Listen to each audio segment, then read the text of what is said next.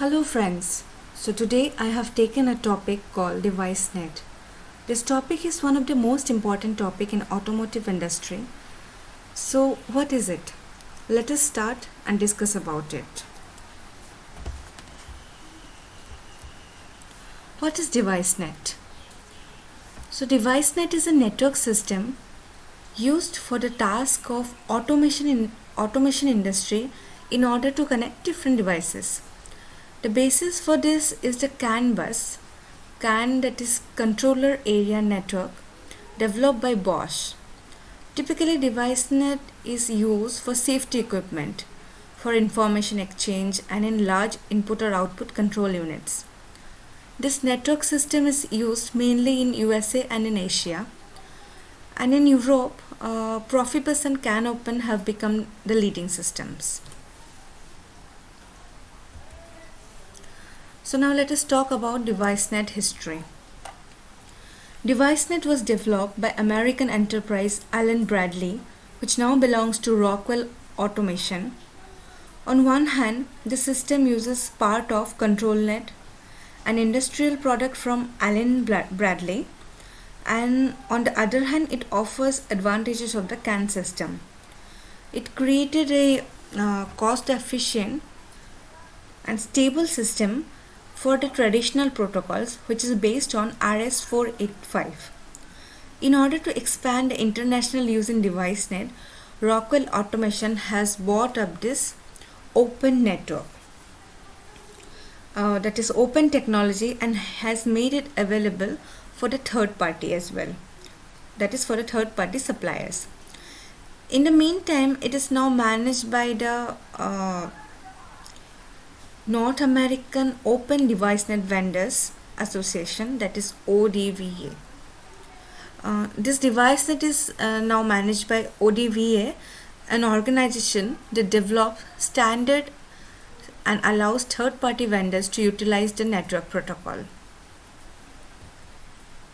This is here we have taken this slide from Google, which shows the open protocol DeviceNet. Next is the ODVA manages the specifications and further development and adhere to the standard through conformity test. Later on, the IDVA decided to combine DeviceNet as common industrial protocol with the following technologies: Ethernet IP, industrial protocol, ControlNet, DeviceNet, and CompoNet. While Ethernet represents the routing level and ControlNet represents the cell level, DeviceNet is available in the field level. Designed according to the producer-consumer procedure, DeviceNet is object-oriented, where clients and server can be producer or consumer, while DeviceNet devices are either master or slave. Next is DeviceNet and CAN. Control Area Network, or CAN, is a communication standard with a rather prolific set offspring that includes DeviceNet, CANopen, CAN Kingdom, and several hundred other offsprings all over the world. CAN Area Network is a serial communication standard for intelligent devices to communicate with each other. And unlike many other communication standards, it provides fast data rates with thousands or millions of data bytes in a single frame. CAN has a bit rate that maximum out at 1 mega baud rate, and most industrial applications don't even need that speed. Most use the lowly 125K baud rate, and where the other standards move thousands of bytes in a single frame. CAN only moves 8 bytes of data. Here we can see this diagram. So let us speak about it. What is it? CAN was created by Bosch in Germany in March of 1985. The Bosch company design is to replace the automotive wiring. In the early the version 1 in the version 1.2, CAN message contain an 11-bit identifier providing the capability to address 2045 identifiers. In 1992, a specification 2.0 extended the identifier size to 29 bits, providing up to 56 million unique identifiers. As both specifications are still in use, sometimes in the same wire, the original 1.2 specification is called Part A, and a new specification, that is 2.0, is termed as Part B. A unique attribute of CAN is the only two of the OSI reference model defined in Figure 1. This is, and the data link layer and the physical layer. The CAN data linker is normally split. Into two sublayers: the physical signaling sublayer and a media access control, that is MAC sublayer. This is the MAC sublayer, and this is the physical signaling. Next is the technical details. So now let us talk about the technicalities. The definition of media or physical characteristics, data connections and applications of the OSI layer 7 model includes a main line with separate buses for signal and power. The defined baud rates are 125 kbps, 250 kbps and 500 kbps. The data cable length is inversely proportional to the speed. Addition of a conventional baud rate is possible for quick and easily operated connections, and support up to 64 network nodes in a single logic network, that is 0 to 63.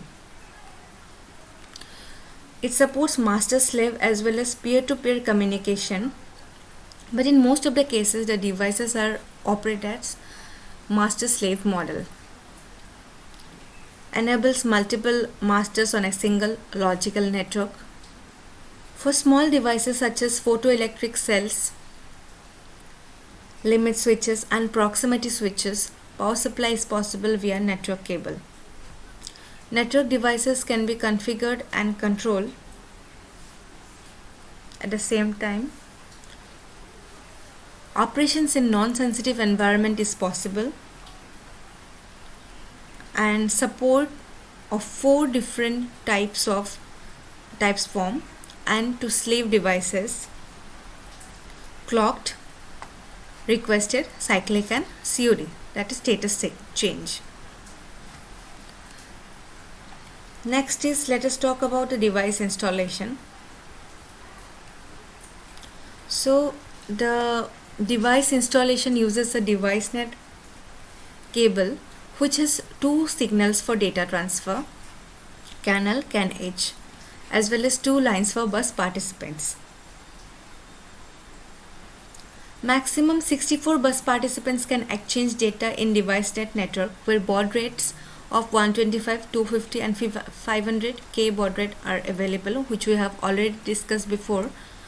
At the time of installation, the cables are connected with a termination resistance of 120 ohm. With this, an external power supply or bus power supply are options for the bus participants. Depending on the respective use, plug variants with the protection type IP20 or IP65 or IP67 are required. Here I have mentioned for installation.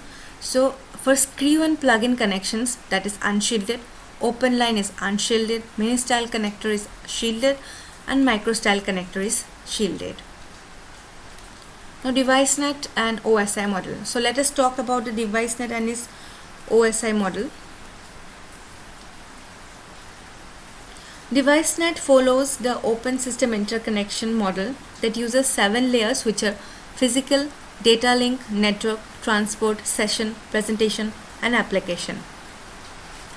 DeviceNet is based on Common Industrial Protocol, that is CIP, and uses 3 upper layer of CIP starting at session, while the bottom 4 layers have been adapted to the DeviceNet application. Here we can see physical is DeviceNet physical link, data link is DeviceNet data link, network is DeviceNet network, transport is DeviceNet transport. But from here, from session, presentation and application, this is CIP managed routing, CIP data management, and CIP application layer. Now let's talk about the physical layer. Physical layer is also known as bit transmission layer. The nodes of DeviceNet are available along many lines and branch lines. The topology permits simple wiring and access to the system from several points. Furthermore, networks nodes can be removed easily. This reduces the risk of production losses and increases the network flexibility. This opportunity allows for time to be saved while troubleshooting. Since the bit transmission layer is isolated optically from the devices, the communication lines and power supply can be channeled together in one bus. This reduces the complexity of the network and the components. And also, the DeviceNet supports the baud rate, which we have discussed as 125, 250 and 500. Depending on the cable type, transmission distance, which is up to 500 meter, are possible. Typical round cables support up to 100 meter, while flat cables support up to 380 meter and at 125 kbps, or 75 meter at 500 kbps. That is which we can use. So next is data layer. Let us talk about the data link layer now. DeviceNet uses differential serial bus from CAN system. As CAN is used as the basis, the system requires only a minimal bandwidth for transmission of data. Furthermore, a smaller processor can be selected, as only a smaller computing capacity is required because of the data format. Next is network layer. So now let us talk about the network layer. DeviceNet is composed of a connection-based network. A connection first must be led through a UCMM. UCMM is Unconnected Message Manager, or a G2UP, Group 2 Unconnected Port. From there, explicit and implicit messages can be sent. Explicit messages are what are explicit messages? Explicit messages are generally defined as data packets which expect an answer from another device. Typically, there are settings or data sets without time limit. In contrast, implicit images are time sensitive and are communicated in real time over the network. Before an implicit communication can be initiated, an explicit message connection must be exist. Once the connection has been established, the CAN identification is used to send the data to the corresponding network node. The network and transport layers of DeviceNet establish a connection with the device by using connection IDs for the nodes consisting of MAC ID of a device and a message ID. So here we can see the connection ID of transport and network, connection IDs with MAC ID and message ID. Next is DeviceNet cable. The valid node addresses for DeviceNet is 0 to 63, giving you a total of 64 possible connections. The advantage of this connection ID is that it enables DeviceNet to identify duplicate address by looking at the MAC ID and signaling to the user that it needs to be fixed. About this slide, we have already discussed CAN, L, CAN, H, signal power. So now let us discuss about the DeviceNet cables. So the genius behind DeviceNet is that it is joined to the power and the signal into one cable, saving money and reducing the need for multiple cables, which utilize more spaces. There are 5 types of DeviceNet cables. 3 are round and 2 are flat. So here we can see that the signaling or the power, here the joint power and the signaling is into the one cable, for which it reduces money, it reduces time, and reducing the need for the multiple wiring system. It can utilize more space. So the types of DeviceNet cables are thick round, thin round, class 1 round, quick link flat, quick link light flat. So next let us talk about which DeviceNet cable you will choose, and is determined by distances and physical limitations in our application. You can choose round, thick or thin cable for either trunk or drop line. The flat is used for trunk,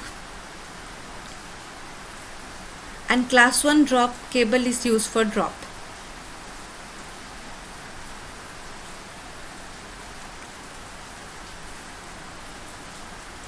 So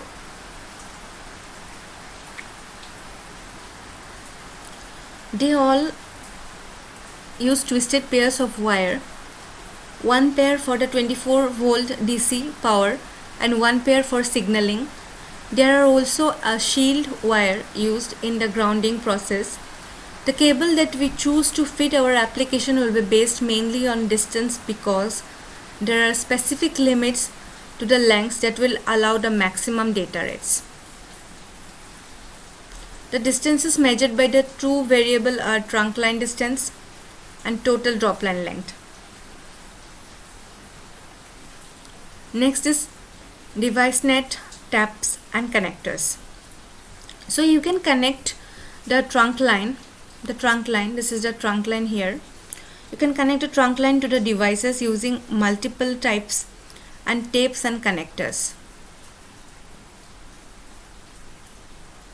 Devices can be attached to these tapes and connectors either directly to the trunk line or by branching, or by daisy chain. This choice will impact the total drop line calculation, because the direct connections are considered 0 drops, while branching or daisy chains adds to that calculation. These connections were specifically designed to allow devices to be replaced without disrupting the network. Now DeviceNet device types. There are 3 basic DeviceNet devices, which are master devices, slave devices and peer devices. The devices can support any one or all the device types simultaneously. Now let us talk about master device scanners. So a master device, sometimes known as scanners but not usually as client devices, are devices that own DeviceNet slave device. A master can own many or all the slave devices, but a slave can also only be owned by one DeviceNet master at a time. So now let us talk about master devices scanners. A master device must allocate a DeviceNet slave device to obtain ownership. Master device, sometimes known as scanners but not usually as client devices, are devices that own DeviceNet slaves devices. A master can own many or all the slave devices, but a slave can only be owned by one DeviceNet master at a time. The allocation process describes later in this document is a set of handshaking messages in which the master device requests control of the slave and then configure the slave to transfer a particular set of data at a data rate specified by the master. The typical set of messages that request ownership is known as the predefined master-slave connection set. Now let us talk about slave device adapters. Slave devices. Slave devices, sometimes known as servers, are devices that receive and transmit application-specific data to and from a master device. Slave devices by definition implement the predefined master-slave connection set described in the previous section. Slave device must support polling, cycling, change of state. Polling, cycling, change of state.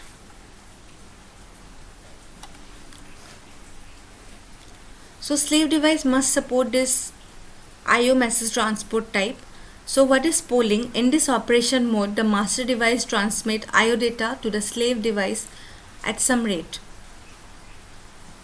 This rate must be greater than the rate specified by the expected packet rate when the connected was configured. Next is cyclic. In cyclic messaging, the master device transmits IO data to the slave device at some rate. This rate must be greater than the rate specified by the expected packet rate when the connection was configured. Change of state. In COS or change of state messaging, the master device transmits IO data to the slave device at some scan rate greater than specified in the expected packet rate. The slave device may or may not be configured to respond immediately. In this typical situation, the slave device produces its IO data only when the application layer indicates data has changed or upon expiration of some transmission timer, also known as heartbeat timer.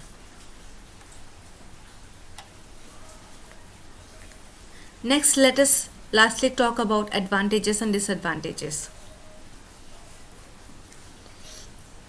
DeviceNet are low cost, widespread acceptance, high reliability, efficient use or network bandwidth, and power available on the network. The disadvantage of DeviceNet are limited bandwidth, limited message size, and maximum cable length. It is stated over and over in many documents that 90 to 95% of all DeviceNet problems are one of the two things. Either that is cabling issue, or you don't have the correct EDS file registered in the RS network for DeviceNet. So that's all for today. If you have anything related to this topic, please don't forget to comment below. Thank you for watching the video. Do like, comment and subscribe. Thank you.